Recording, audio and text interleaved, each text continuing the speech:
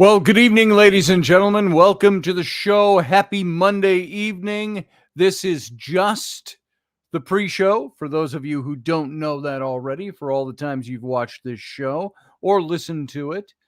We go live on the radio station at 9:03 p.m. Central Standard Time, which is about 2.5 minutes from right now. And so thank you for being here, and thanks for tuning in. Thanks for being part of this show. I appreciate everybody who's been here, the hundreds and thousands of you that have watched this show over the years. Thank you for being here tonight. I sure appreciate your presence, and means a lot to me. And so if you don't know it already, Patreon, if you're hearing this, you're on Patreon because we're not on the radio yet.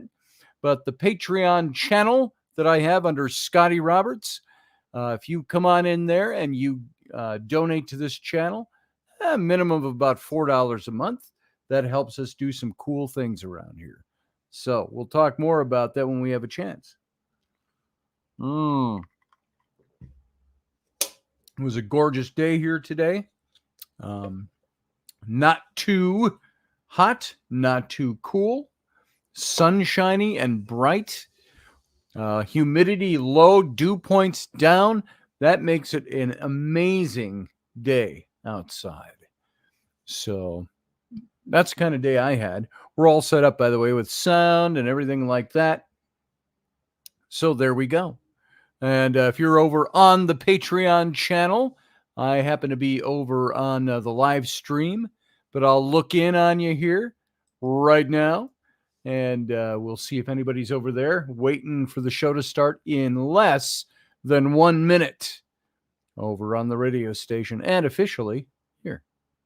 So welcome, everybody. Sure appreciate your presence. And parenting adolescents, it might not be for everybody who's a member of this audience, but it's certainly applies to all of us. So the principles, I should say. All right, we got about 10 seconds, and we're going to go dark, as we always do, to go live, and we'll play the opener of this show in 15 seconds. We're going to go dark. You all sit tight. I'll be right back.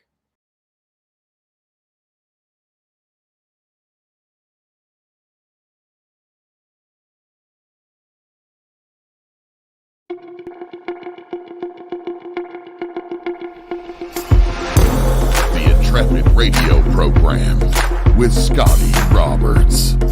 Intelligent talk.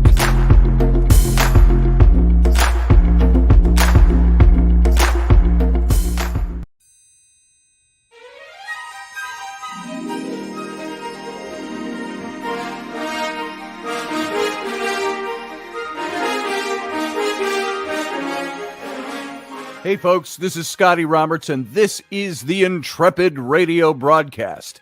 I've been broadcasting for about 20 years now, covering such topics as science, politics, the paranormal, weird science, weird world history, archaeology, and the paranormal. Everything from ghosts to cryptids to creepy things that go bump in the night. So every week I bring you 3 new episodes.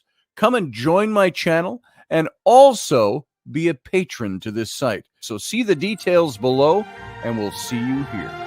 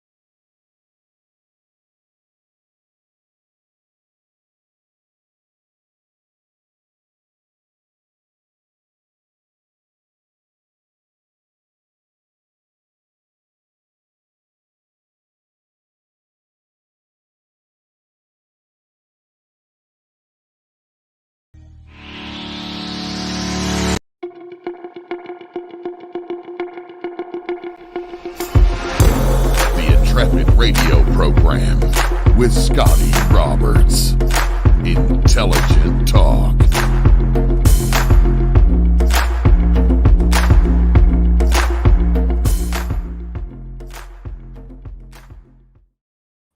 Well, we inadvertently played the opener twice there, but I hope you enjoyed it.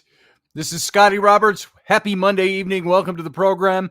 This is the Intrepid radio program playing for you live over on the radio station, OdysseyRadio.com. That's Odyssey. Yes, OdysseyRadio.com. Subspace Odyssey Radio is our full name. So go on over to Odyssey Radio, ODYSY Radio.com if you want to hear just the audio version of this program, and find all the archives there as well, and many other shows by the other talent over at the radio station that you may enjoy. And those of you who don't know it, you can join me on my Patreon channel. It's patreon.com/Scotty Roberts, where you can see this show in its video simulcast live every time we broadcast. Plus, there's going to be some extras over there coming up very soon.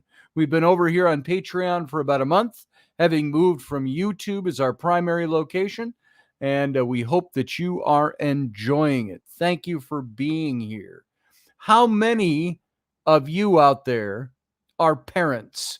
I start many shows like that because we've talked about being a parent before. How many of you are parents of small children? How many of you are parents of kids that are grown up and out of the house? How many of you are going through the prepubescent stage, the pre-adolescent stage, or are thick in the woods of adolescence with your children?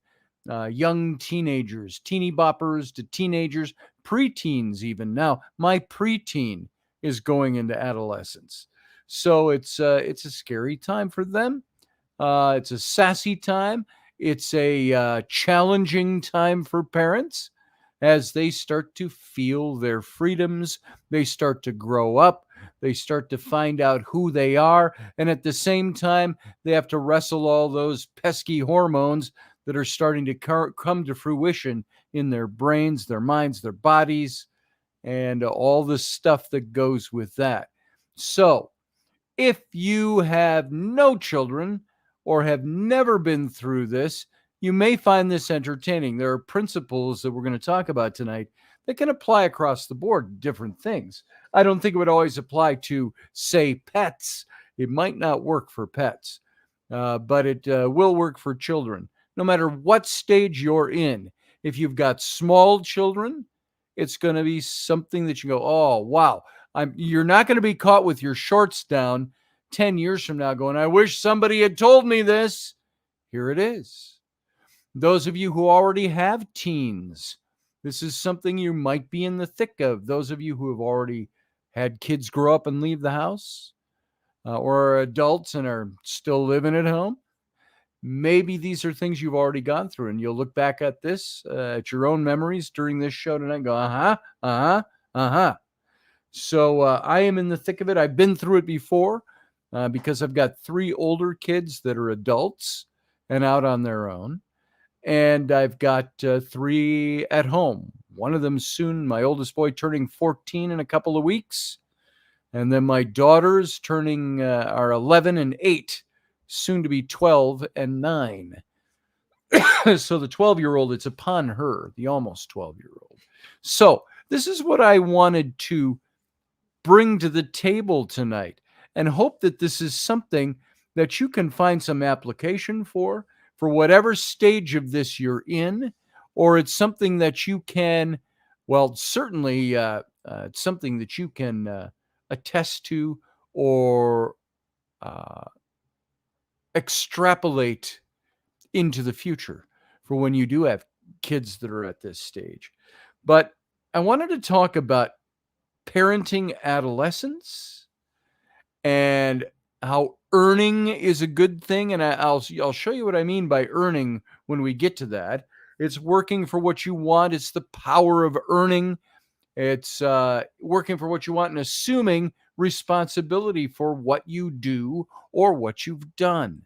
That's on both ends of that pendulum, by the way, with parents and teens. And parenting adolescents, I also want to talk about insisting on a freedom contract between you and your adolescents. And this is specifying terms on which more independence can be earned. And so the issue of freedom, let's start with that. The issue of freedom can cause disagreements between parents and teenagers. We allow our young kids pushing into puberty and all of that. We allow them some gracious latitude. We also realize that they don't understand what that means.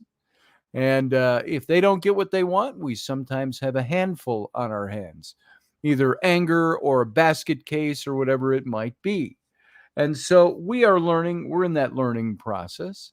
I've gone through it before. Rainey has not, although Rainey was on the scene here when my oldest daughters, who are now 31, my twins, turned 13 and 14. So she was in the thick of it with us already. And then she saw my son Sam.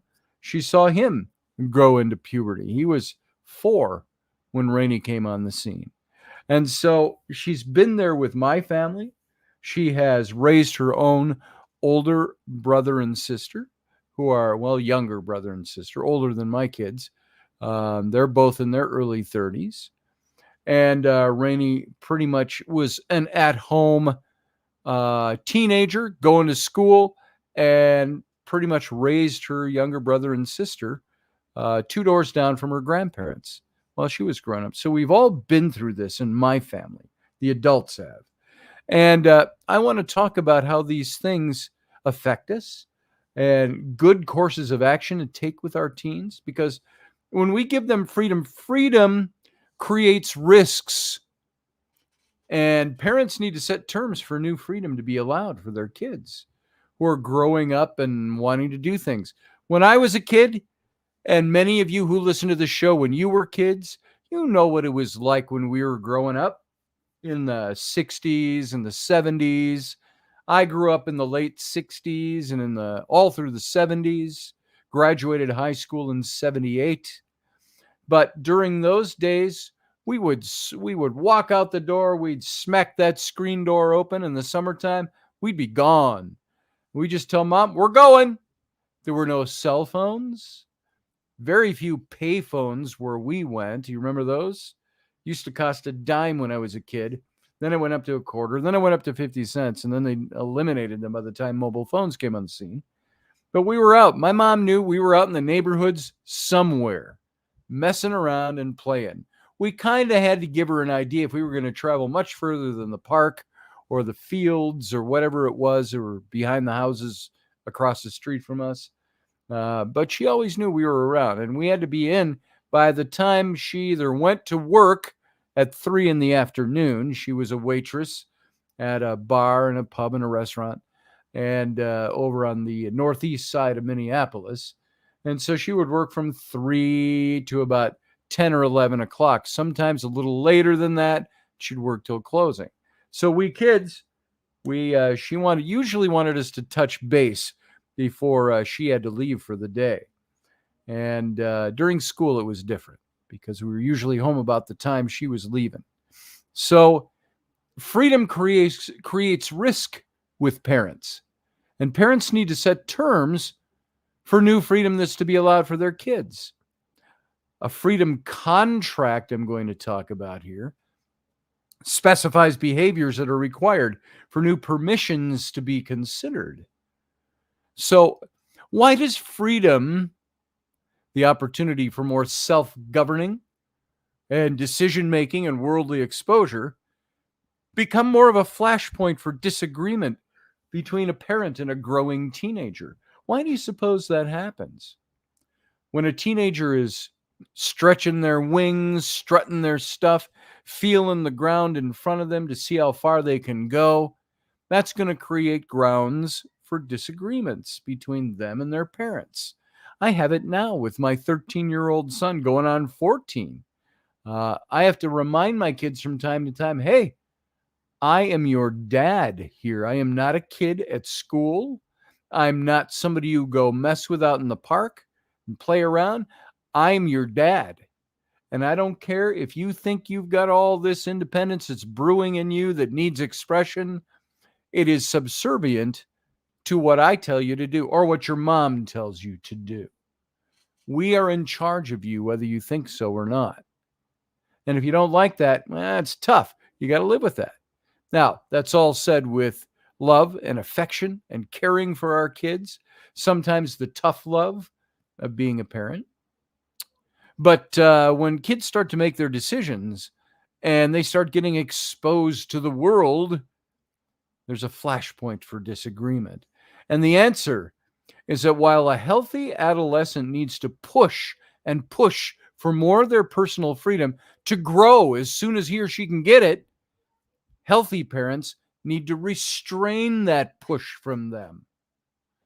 We got to hold it back a little bit out of concern for their safety and for responsibility on their part to take place. With every freedom comes more exposure to danger. So youthful readiness for risk has to be constantly considered and constantly kept in check. What's the old line? Great power, with great power becomes great responsibility. How about with great freedom comes great responsibility? And so with that, trying to really teach that principle to your kids, you may think they got it when they were little. My 5-year-old understood what I meant when I said you got to be responsible and listen to mom and dad. Okay, dad. My 8-year-old, my 9-year-old, maybe my 10-year-old and 11-year-old. But by the time they're 12, 13, 14, that starts to go away. No matter how well you think you taught your children. So what does that breed? It breeds growing tension between parents and teens. This contributes to the growing tension between them as parents and teenagers gradually do less holding on and more letting go of each other. I say, and those of you who are parents, you know what I'm talking about.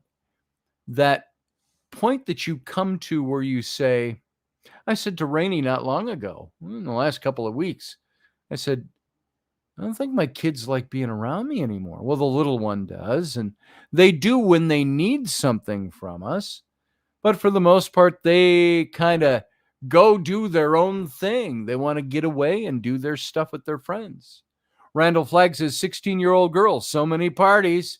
Yeah, overnights with my 11-year-old girl. She has overnights all the time. My son, he has overnights all the time with his buddies, and they have overnights over here. They come down into the other side of this downstairs area where this big family room's set up. They're sleeping on the floor down there with sleeping bags and pillows. And we got these big pillows that are about, a good 3+ feet wide and tall and about 1.5 feet thick. They're outdoor pillows made with outdoor fabric, but we threw them down here in the basement on the big rug down in the basement, the area rug. They all mound up on those and they sleep on those and they do all that. So yeah, parties, Randall Flagg. They think they know everything until they don't. You're right about that. And man, do they press the issues with me. Randall, maybe you experience this. Maybe some others of you experience this. You see it and you know it. And you know when they're pushing on you and pushing back on you. And yet, as soon as they need you for something, really need you for something, they're right there.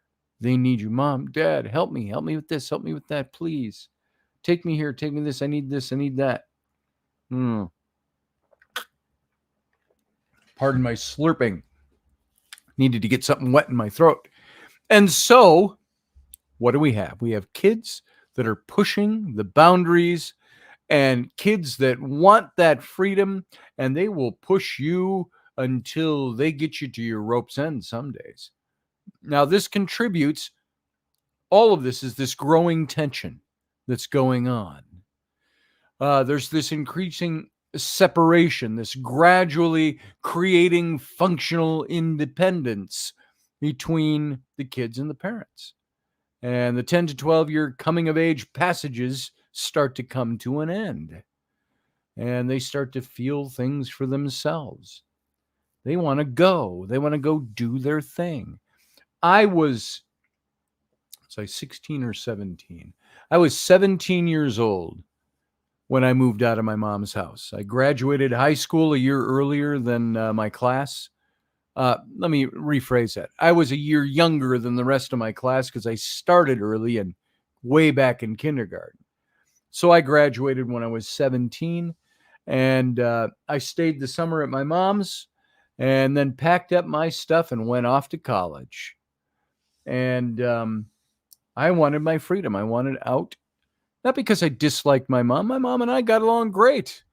I sometimes didn't get along with her boyfriends that were with us. And I don't say that to shame my mom. My mom and I have had all these conversations many times over the years.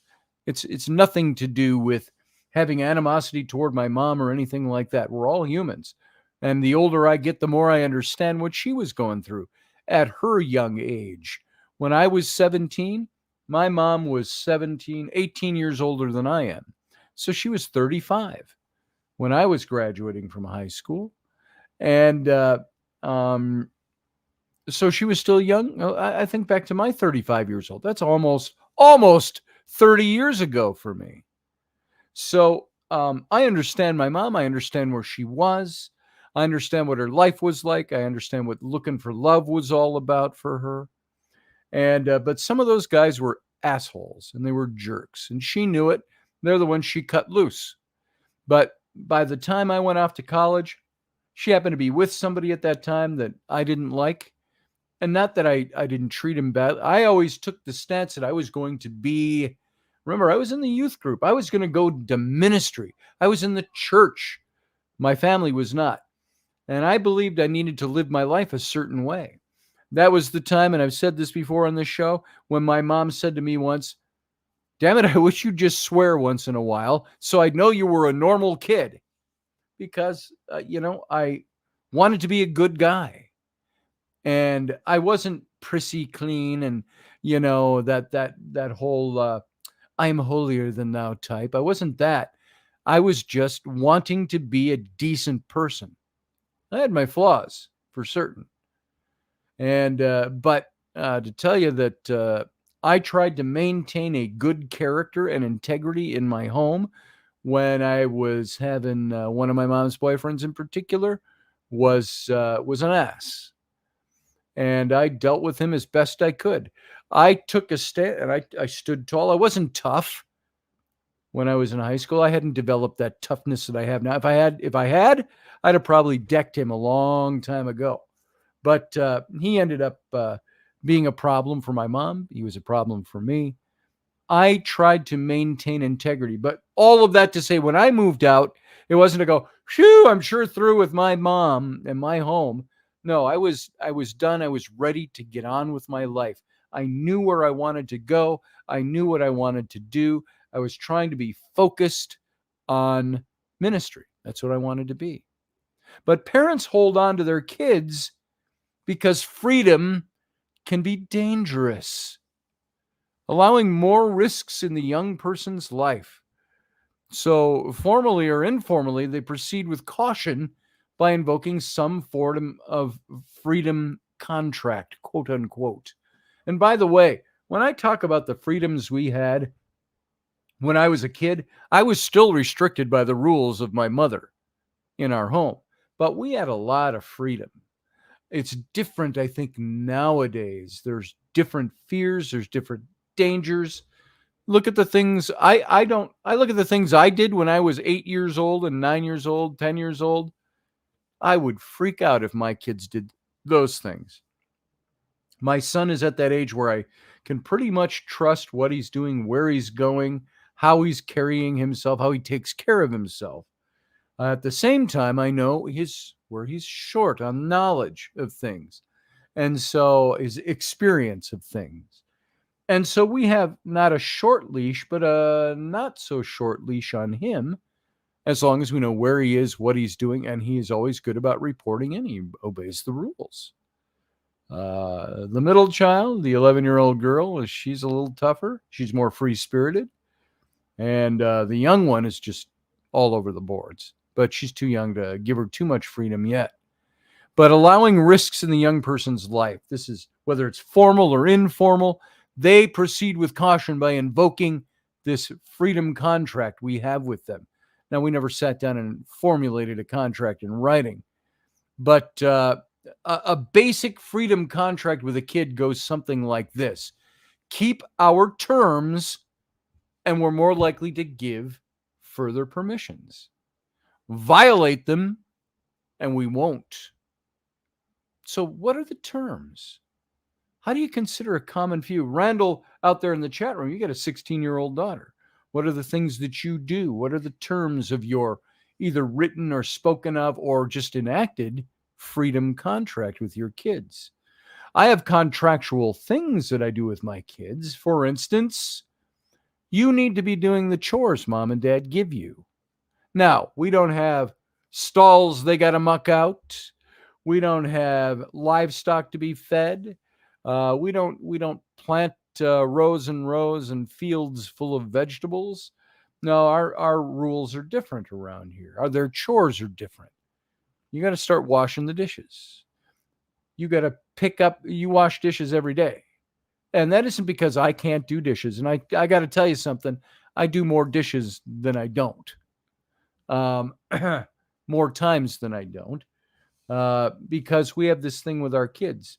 They tend to want to let it slip and slide and slip and slide and slip and slide until you realize a couple of days has gone by. They haven't done the things you've asked them to do.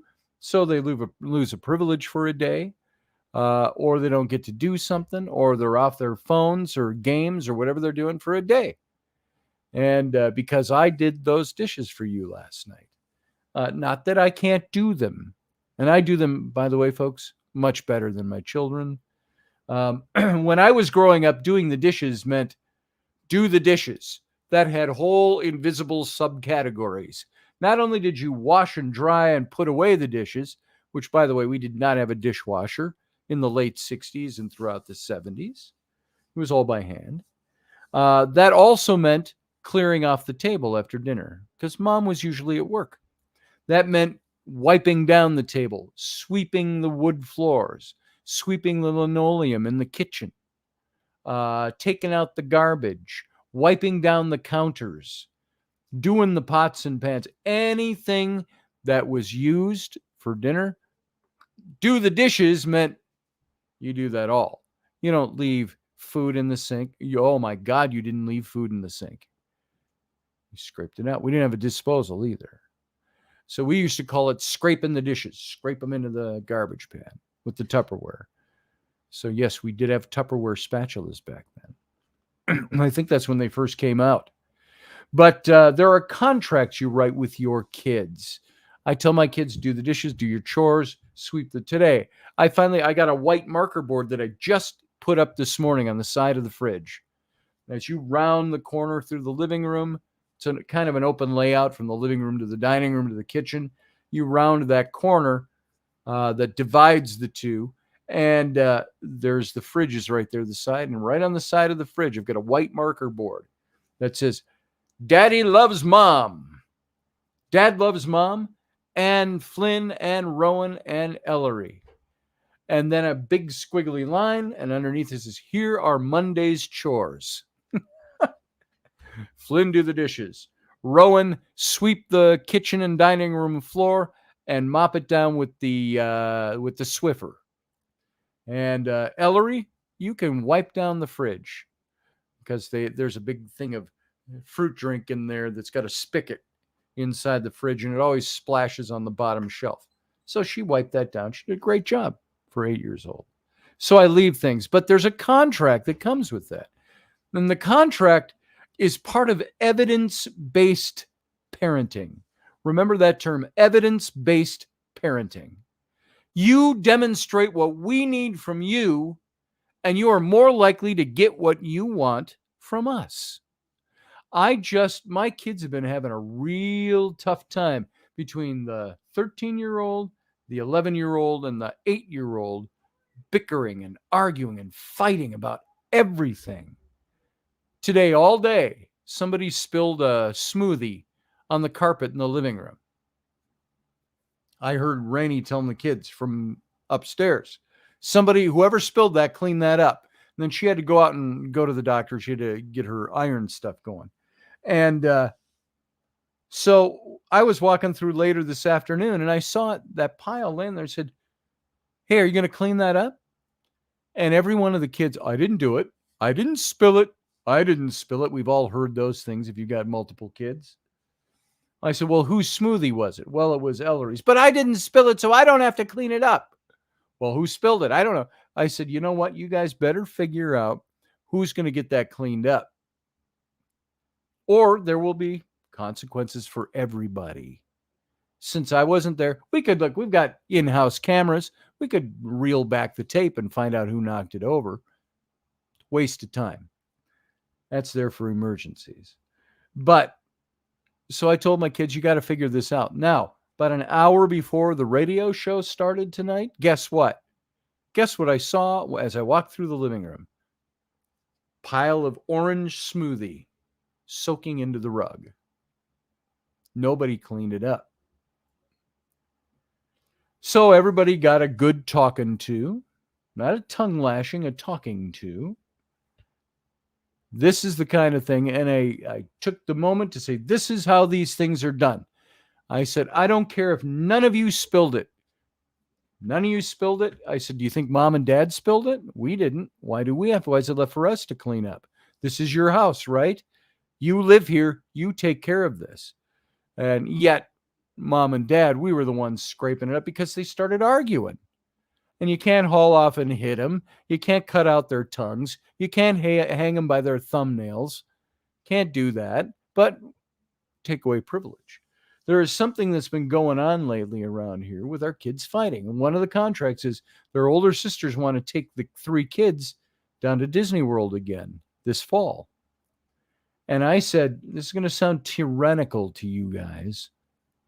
But I said, look, Disney World trip will not happen unless I see measurable changes in attitudes, in the way you fight around here and bicker all the time, drive your mom insane, me too, frankly, and the way you don't pick up after yourselves. This is mom and dad are done picking up after you. You're all old enough to figure it out. So a tacit facet of the contract was there's a Disney World clause now. That might be on the line for you if I don't see in the next 30 days measured improvement and change, you working at it. So suppose your teenager protests you. Just let me go to my thing. This time I'll really do what I say. And no, promises are false currency. Record of conduct is what counts. What behaviors? You have to look at those things. So when a kid says, I've said to my middle daughter many times, no, you can't go. Mom said you can't go to that. Why not? Why not? I won't do that. I said, because you don't do what you're told. Well, I do it. I'll promise I'll do it this time. I promise. I said, as you said last time, and we trusted you. So you know what? Promises are false currency. It gets you nothing. It's actions. It's record of conduct. So what might freedom contracts look like? I want you to consider 6 possible provisions to get you started. And then you might want to add other provisions of your own. I like these. Rainey likes these. We incorporate these. Here they are. Number 1, believability. You will give us adequate and accurate information. And there's going to be truth telling to mom and dad. Truth telling. Now, by the way, some of these go both ways. This is a contract between 2 parties, you and your teenager. So you're going to give adequate and accurate information. And there's going to be truth telling at all times. Believability. Number 2, predictability. You're going to keep promises and agreements. And when you give your word, you will keep your word. That's both ways, folks. How many times have I said as a parent? How many times have you said as a parent, yeah, we'll do that thing. Maybe on Saturday we'll get to that. Saturday comes and they're waiting. You said on Saturday we do this thing. And it's like, oh, you really don't want to do that. Sometimes you skip out on it. You go, let's do something different. You find ways around, you wiggle around it. Other times you got to deal with the consequences. Not keeping your word. Same with kids. Keep your promises and your agreements that you make with your parents. When you give your word, you will keep your word. Remember the old phrase, a man's word is his bond? I think a person's word is their bond. Number 3, responsibility. You're going to own up to the consequences of your choices, and you're going to claim what you cause. This is a tough one for my kids. Why are you doing that? Why are you taking that away? Why can't I have my phone? Can I have my phone back an hour after you've taken it away for a day? Can I have my phone now? No. There are consequences for your actions. This really goes both ways too. Let's talk about kids though on this one. They have to live up to their responsibility or there are consequences. And they have to claim what they cause. Half of my time, wasted breath, it feels like sometimes, is telling my kids, be quiet. I don't want to hear it. Stop talking. Stop talking. I'm talking to you. Stop. I did not ask for your input. I'm giving you information. Quiet. Now, I want you to be accountable for your actions. You promised this, you didn't fulfill it. You were supposed to do this, you didn't do it. So the contract broke down on your end. There's going to be consequences. And now you can quiet yourself knowing there's no more question. There's no more argument. You don't have to ask me 8 more times with 8 different ways to try to get the same thing because I'm not budging on it. This is the consequence. Now, all that's left for you to be quiet, calm, realize that tomorrow's another day, and today you have to own the choices you made that led to the consequences. Own it. That's a tough one. That's a tough one for adults in any situation. I made a mistake. I own that. Oh, that's hard, isn't it? You ever been there? If we teach that to our kids when they're young, they'll grow up with that. Number 4 is mutuality. You will live on 2-way terms with us. You will do for us just like we do for you. It's a mutuality. I tell my kids all the time, my son, big arguing on having to do dishes. Oh, they're not my dishes. Why should I have to wash them? I didn't eat off of all those. I said, well, the food you ate, did you buy it? Did you cook it? The dishes you eat off of, did you buy those dishes? The internet on which you play your games all day long, did you pay for the internet? The towels you use after you take your shower with the soap that was bought for you and the shampoo that was bought for you, did you pay for those things? Do you pay the water bill? Do you pay the electricity for the time you spend on the TV and on your computers and on your whatever? You guys get the idea. I've had this mutuality talk especially with the 2 older kids. The younger one's starting to get it. It's like, this is your home. But everything you have, the clothes on your back, the bed you sleep in, the blankets you stay warm with, the soaps, the showers, the foods, the drinks, all of that is provided for you. Because number 1, we love you and we want to care for you. Number 2, you are now old enough to start showing us a mutual responsibility, a 2-way street where you can show us by doing the chores we ask you to do that you appreciate what you get and the privileges you get. Number 5, availability. You're going to discuss our concerns when they arise. When we want to talk, you will be open to talk to us. Mom and dad says to the kid, and that works both ways too.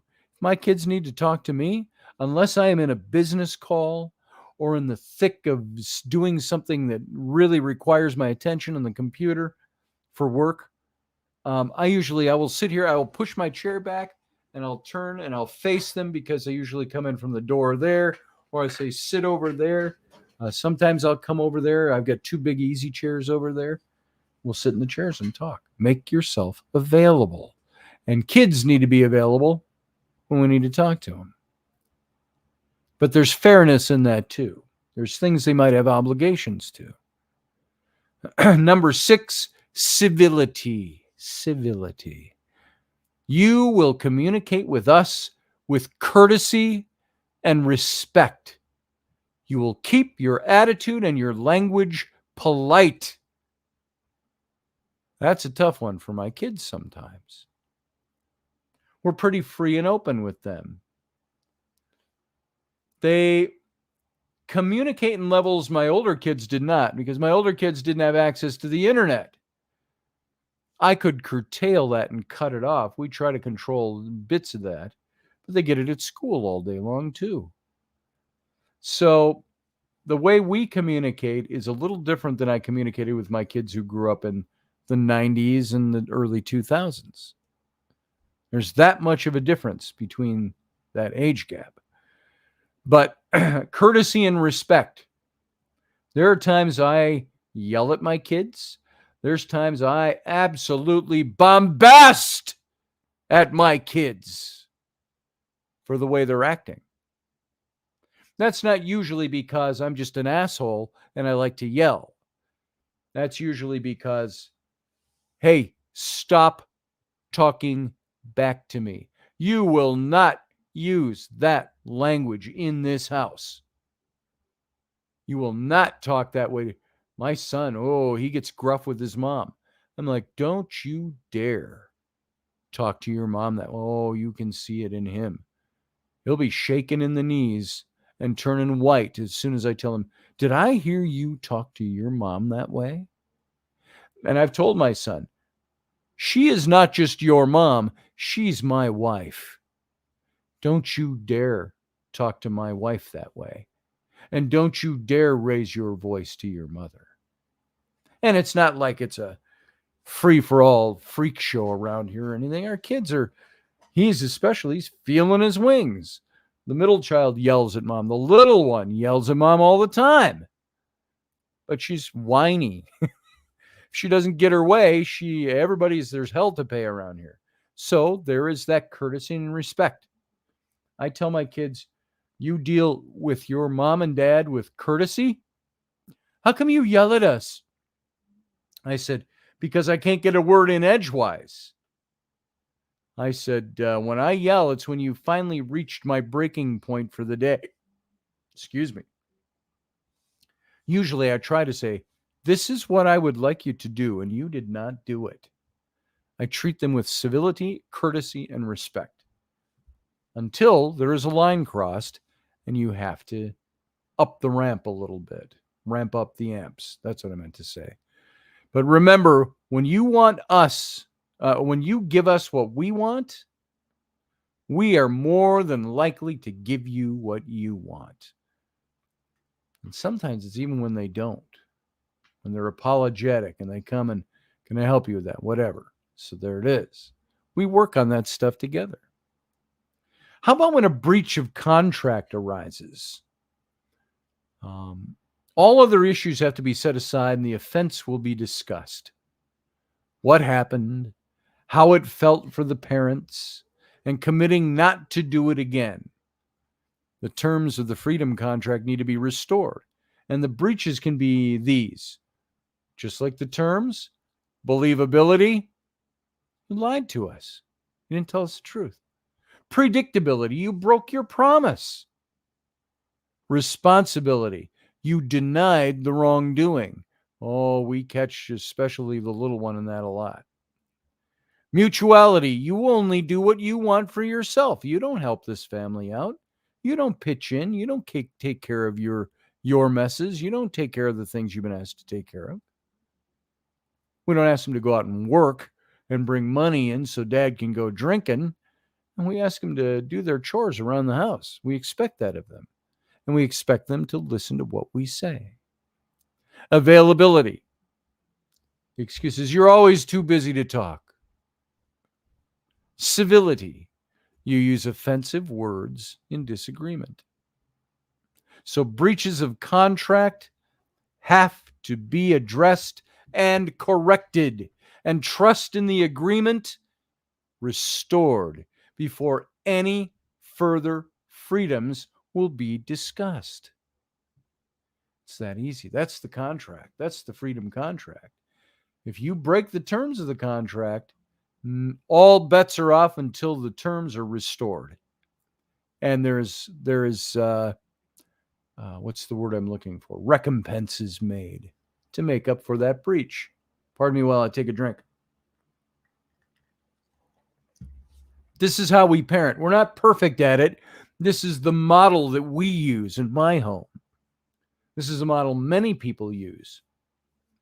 And these are the things, if you've lost control of your kids in this adolescent stage, these are where that sit down has to take place.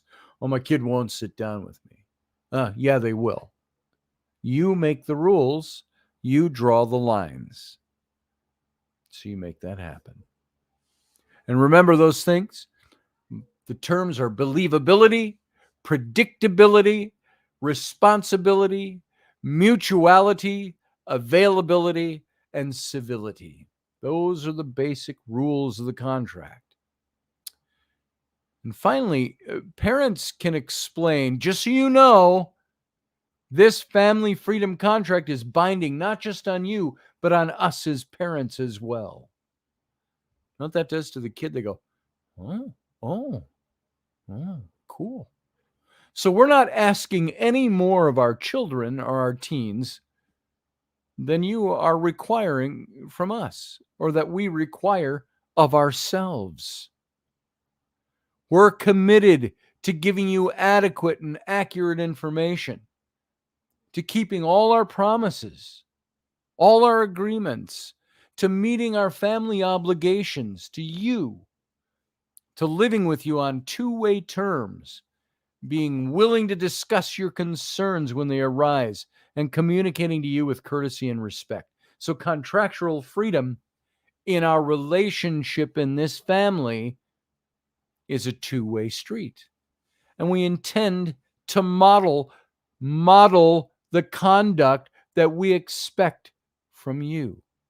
We will be the models of that. That's our job. That's what we do as parents. So then there's, on this contract, I got good time left. We got a good 10 minutes left to get into this. Is that adolescents require encouraging two powers of earning. I'm going to tell you what I mean by that. Earning. Working for what you want and assuming responsibility for what you've done. And here, the key points I'm going to cover is earning takes the form of many exchanges of effort of outcome. When kids have to earn something. As the child grows in adolescence, there's much more expected and desired to be earned. And with parents, there needs to be a mix of what is unconditionally given and what is conditionally earned. A good mix of that. And earning invests personal effort in some activity that increases one's own well-being or advances their own self-interest. And earning asserts honesty by owning personal responsibility. Owning personal responsibility. My kids are still learning that, even the ones that know kind of what it means, because it's been drilled into them since they were little kids. You have to earn, you have to assert your honesty by owning your own responsibilities. And both ways, earning is empowering. It's an essential life skill, whether it means accomplishing some advancement or owning the consequences of your own actions. It's one that parents need to teach their growing adolescent as they struggle to gather increasing power of independence. When your kids become independent and they're seeking that and they're pushing against you to get more freedom, they need to learn the power of consequence. They need to learn the power of owning their own responsibilities. They have to own their own power. They have to own personal responsibility. So operationally, earning takes the form of many powerful exchanges. Now, here's some of them. Here's just some. These are some we have in our home. To earn grades, you have to study. Duh. Or pay attention. To earn trust, you have to tell the truth. These will seem like totally cliche or givens to you. To earn victory, you have to compete. To earn money, you have to work for hire. To earn improvement, you have to practice. It's like I told my little girl, my 8-year-old, she wants me to help her write a song. And she created these lyrics based on the kind of music they all listen to and the kind of singing, which is stuff that drives me insane. And she's, Dad, listen to my song. You are my bestie. You are my best friend that I love. Oh. You know, stuff like that. And it's cute, but it's she wants me to teach her how to write songs. I've written songs that I've sung for them. I write books and I've read them to them. So my daughter comes to me, wants me to help her write a song. Well, I say, let's talk about writing a song. I can't write it for you. I said, what do you want to write a song about? What do you want to say? What do you want people to hear? What's your message? What's coming out of your heart that you want to express in your song? And, well, I already did that, Dad. Well, let's hear it. You are my bestie. You are my festie. You are my... Okay. Let's work on that together. And I said, you only improve by practicing. Same with, then she came back a week later and wanted me to write the tune with her. What kind of tune do you want? I wanted to go, Okay, let's work on that. Improvement needs practice. I'm not trying to squash her ideas. I'm trying to say, here are great ways that you can incorporate to make this work the way you want it to work. So to earn experience, moving on, one has to keep trying. That's where experience comes from. To earn independence, one must self-support. To earn respect, one must live up to standards. To earn knowledge, one has to continue learning. It keeps going on and on. Get that knowledge. Maybe eventually you'll get wisdom when you're really old.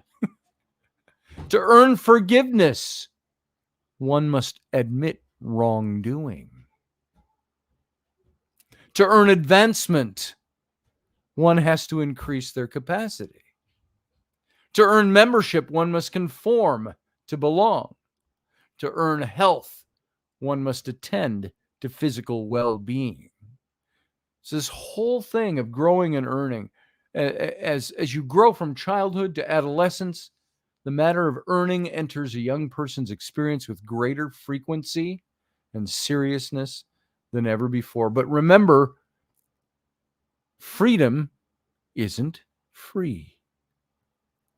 More freedom isn't free as adolescence becomes a more costly time for a girl or a boy to live. Earning makes life more demanding. You have to invest in work. You have to invest in responsibility, in accountability, in trustworthiness. Doesn't work with a sheltered or indulged child, by the way. It's a pressing fact of adolescent life. And there's a difference between what's given and what is earned in relationships. There's the parent's role and there's the kid's role that has to be fulfilled. And there's so much to this. And I notice that we're drawing close.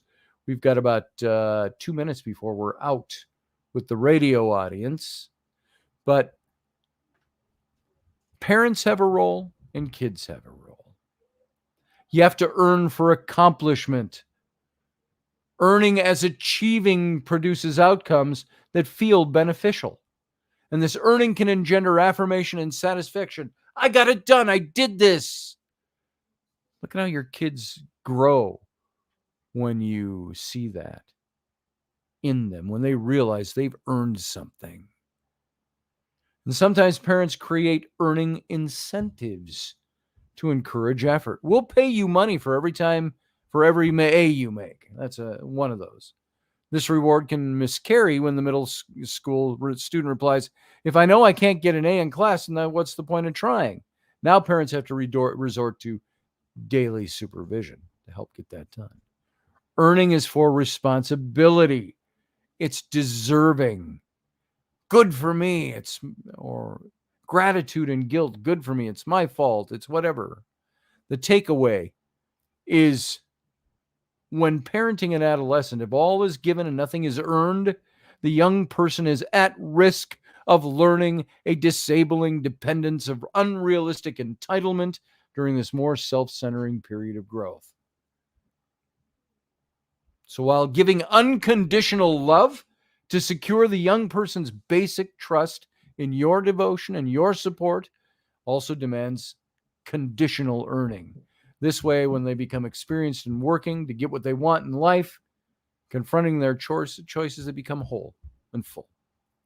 We got to get out of here for the radio audience. Radio, thank you for being here. Everybody, stick around for the captain's cabin. We're going to get out of here right now. So everybody, live long and prosper. Join us every weeknight at 9 p.m. Central Standard Time, 10 p.m. Eastern. The Intrepid radio program, a Scotty Roberts Productions broadcast.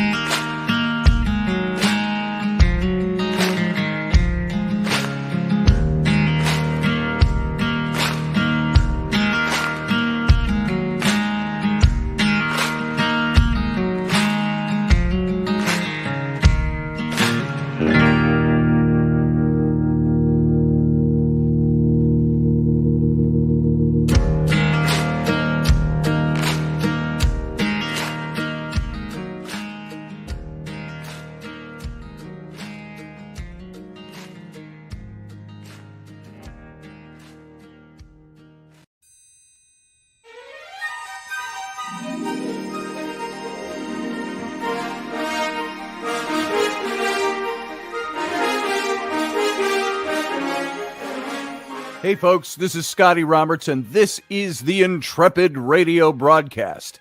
I've been broadcasting for about 20 years now, covering such topics as science, politics, the paranormal, weird science, weird world history, archaeology, and the paranormal. Everything from ghosts to cryptids to creepy things that go bump in the night. So every week I bring you 3 new episodes. Come and join my channel and also be a patron to this site. So see the details below, and we'll see you here.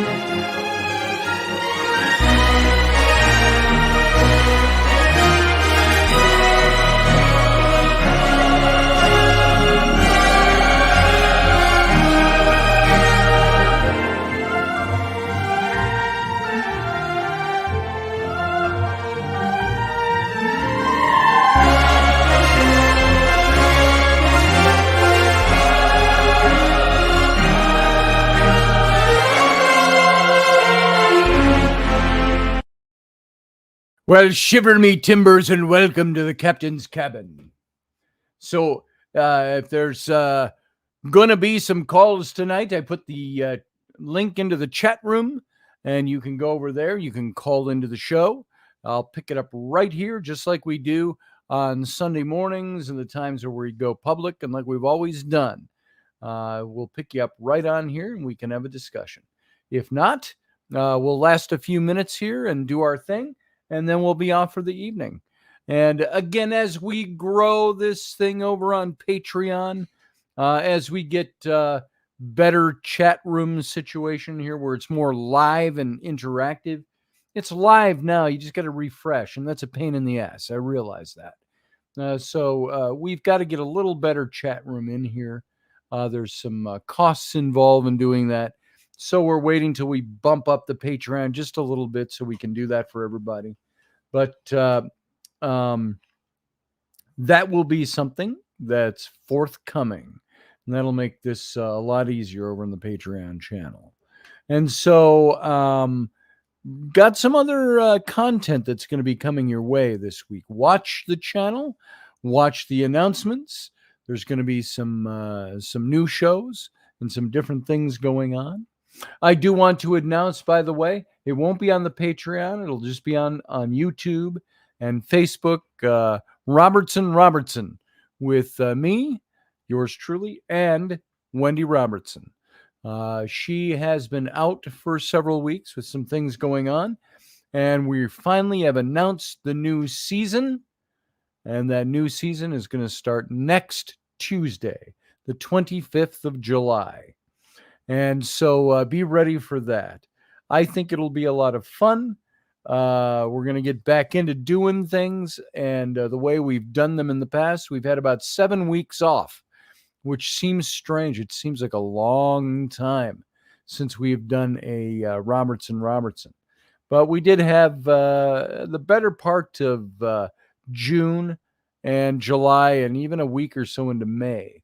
And so we think some things have been a bit wrangled now, and that hopefully that will be that will give us a really good base for launching our new season.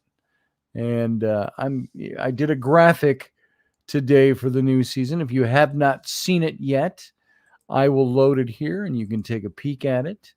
And I believe it's Wendy on the 23rd. Sunday starts up Wicked Women again as well. So here is the new graphic with Wendy and I for Robertson. And hopefully you will enjoy this. That show is not on my Patreon. That will be direct to YouTube. Easier to watch. It's one day a week on Tuesdays. And here it is, folks. There it is. Robertson, the next season. You could call it season 2. It'll be at 4 p.m. Central, 5 p.m. Eastern, and 10 p.m. British time or England time, London time, if you will. And so there it is. That's coming up. And make plans to be here next Tuesday, a week from tomorrow. So always have fun doing the show with Wendy. And she's been a good friend for a long time. And so hopefully we still want to do some filming, Wendy and I, over in England. Rainey and I want to do some filming over here, and we're talking paranormal stuff. Maybe the three of us will get together, maybe with Michael, maybe with some other people, and we'll get together and Mark English and do some filming over in England, in the roundabouts, the countryside around London, and get some interesting stuff going on there. So we'll see how things go yet this summer to make that happen. And for those of you who are in the know about Uncle Dave, his memorial is coming up soon. That's going to be on August 12th. That is, well, it's not too soon, but it's a little less than 4 weeks away. And that's going to be 2 of them on the same day. The memorial service with his family's church, which is very short service. It'll last about an hour, down in Rochester, Minnesota, which is about an hour and 40 minutes from here. And then we, later in the day, that's at 1 o'clock. And then later in the day, 6 o'clock, we have the celebration of life up here in St. Paul, Minnesota, which will be open to many more people, all the different communities that Dave was a part of.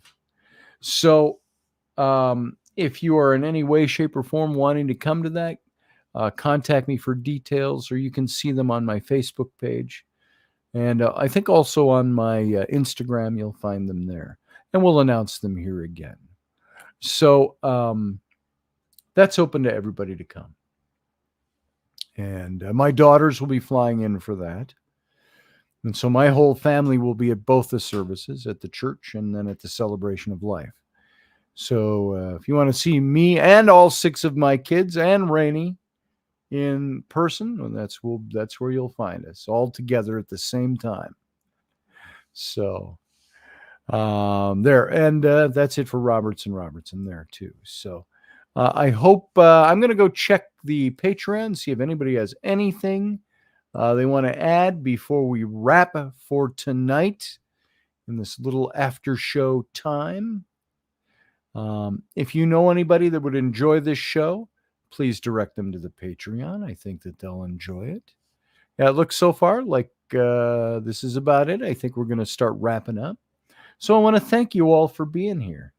I hope this show was good for you, and whether you have kids at home or not.